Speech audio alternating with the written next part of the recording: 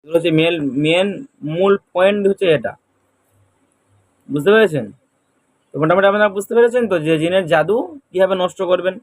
তো জিন কখন জাদু করে সেটা বলেছি, যে জিন জাদু করার কি লক্ষণ আছে, যে জিন জাদু কোথা থেকে করে এটাও বলেছি। তো জিন জিন জাদু রোগীর এই জায়গাগুলোতে ক্ষতি করছে, ক্ষতি করে চুপচাপ মেরে আছে, গম্ভীর হয়ে আছে, একদম মুখ খুলছে না, কথা বলছে না, সে নিজেকে বাঁচাবার জন্য আপনাকে মারা, আপনাকে যে মানে আপনার ওই যে কোরআনের আয়াতগুলোকে আটকাবার জন্য চেষ্টা করে এবং নিজেকেও গার্ড করার চেষ্টা করে, জাদু করার চেষ্টা করে। ওই জাদুর প্রভাবগুলো রোগীর শরীরে বিস্তার হয়, রোগীর শরীরে ওই প্রভাবগুলো পড়ে, সেই জন্য রোগী আরও অসুস্থ হয়ে যায়, এমন অসুস্থ হয়ে যাবে সে বসার মতো ক্ষমতা থাকবে না।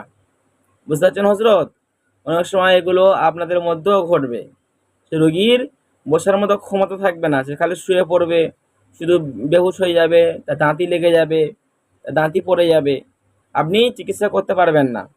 সে এগুলো চেষ্টা করবে যাতে মুদাব্বির তাকে না সরাতে পারে, সে আকুল চেষ্টা করবে। তো মুদাব্বিরের করণীয় হলো প্রথমেই রোগীর শরীরে একদম এসে একদম শাস্তির আয়াত পড়া, শাস্তি দেওয়া, এটা বুদ্ধিমানের কাজ না। বুদ্ধিমানের কাজ হলো সেটাকে ভালোভাবে বোঝা, পয়েন্টে পয়েন্টে কাজ করতে হবে, যেখানে যেটা দেওয়ার নিয়ম সেখানে সেটা দিতে হবে। আপনার যদি জ্বর হয়, আপনি যদি পেটে লাগার ওষুধ দেন, তাহলে কি কাজ করবে? পেটে লাগার ওষুধ পেটে লাগার সময় দিতে হবে, আর জ্বর হওয়ার ওষুধ জ্বরের সময়তেই দিতে হবে, তাহলে সেটা কাজে লাগবে। তাহলে আপনারা মোটামুটি বুঝতে পেরেছেন যে কখন ওই জিনে জাদুগুলোকে নষ্ট করতে হবে, এবং নষ্ট করার পদ্ধতি আপনাকে একাধিক দিয়েছে আলহামদুলিল্লাহ।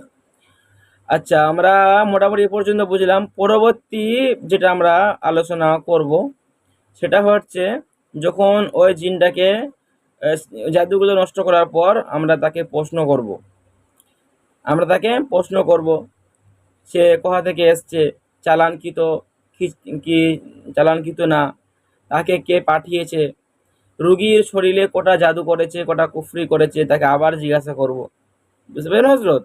কত জন আছে সেটা জিজ্ঞাসা করব, এবং যদি সেটা চালানকৃত হয়, যেটা যদি কবিরাজ পাঠিয়ে থাকে, তো কবিরাজের হাত থেকে মুক্ত কিভাবে করবেন সেটা ইনশাল্লাহ কালকে আলোচনা করব। কিভাবে ওই কবিরাজের হাত থেকে ওই জিনটাকে বাঁচাবেন, এবং ওই জিনটাকে আপনি কি শর্ত দেবেন, কি শর্ত দিলে ওই জিনটা সে কবিরাজ থেকে ফিরে আসবে।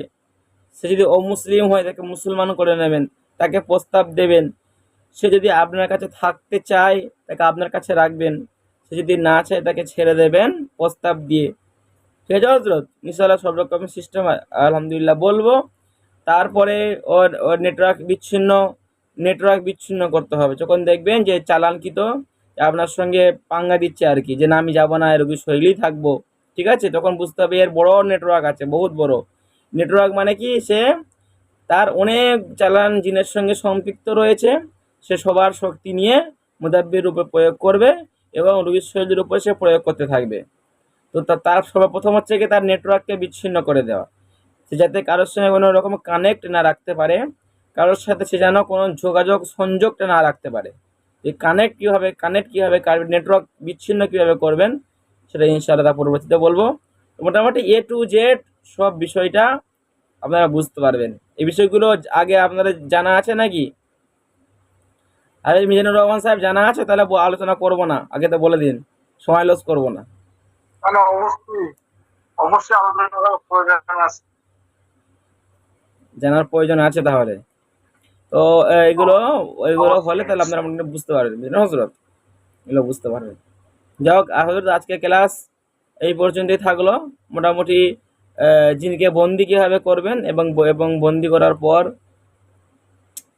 জিন যদি চুপচাপ মেরে থাকে, যদি জাদু করে, জাদু কীভাবে নষ্ট করবেন সেগুলো বুঝতে পেরেছে। এটা পন্থা খুবই মারাত্মক, খুব খুব মারাত্মক পন্থা, এগুলোকে একদম কাটবেই।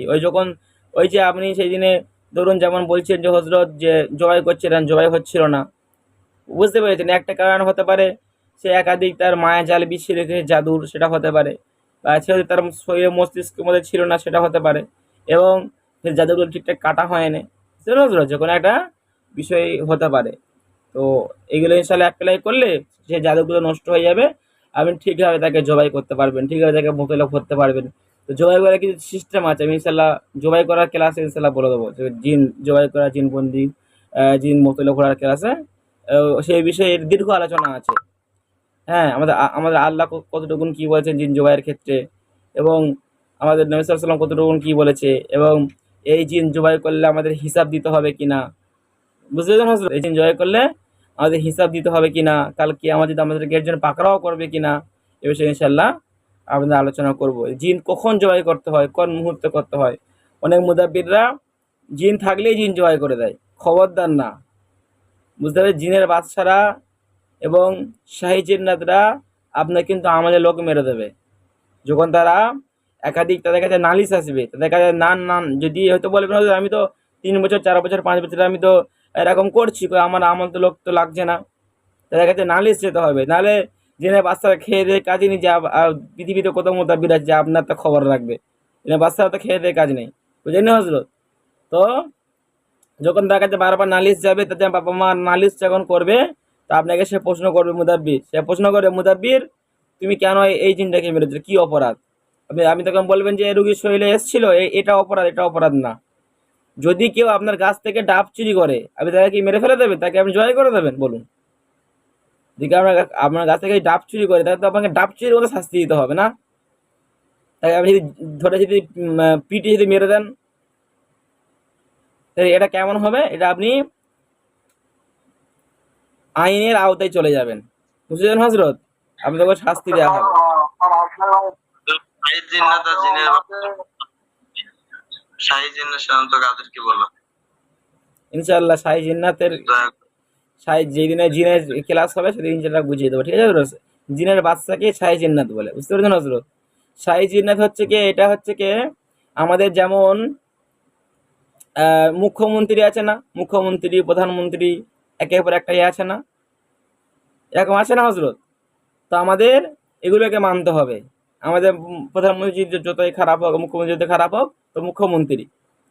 তো শাহী জিন্নাত হচ্ছে এটা আমাদের ওস্তাদ বলেছিলেন, হজরত আলী রাদিয়াল্লাহু তাআলা আনহুর জামানা থেকে একটা ঘটনা ঘটেছিল, ঠিক আছে হজরত? এই জিনেদের একটা ভালো বিরাট একটা ঘটনা ঘটেছিল। তারপর থেকে এই জিনেদেরও খিলাফত হয়। জিনেদের খিলাফত হয়ে হয়ে প্রত্যেক দেশের একটা করে শাহী জিন্নাত থাকে। সে ওই ধরুন আপনাদের বাংলাদেশটা ওই শাহী জিন্নাত কন্ট্রোল করে।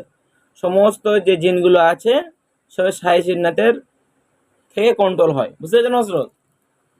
ধরুন ইন্ডিয়ায় আছে, পাকিস্তান আছে, আরব আছে, আমেরিকা আছে, কুয়েত আছে, প্রত্যেকটা দেশের একটা করে শাহী জিন্নাত থাকে হজরত, বুঝতে পেরেছেন?